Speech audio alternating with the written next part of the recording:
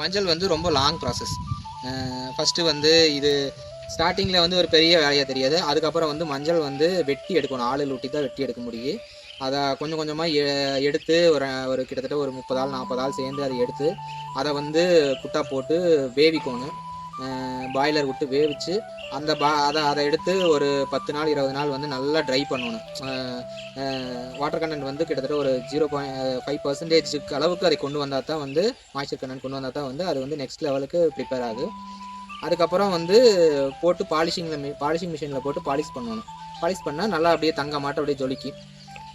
அதிலிருந்து நிறையா வந்து மசாலாவுக்கும் மெடிசன் யூஸுக்கும் அதுலேருந்து குர்குமீனை வந்து பிரித்து எடுத்து இது பண்ணுறாங்க. மசாலாவுக்கு அப்படியே ஃபுல்லாக அரைச்சி கொடுப்பாங்க.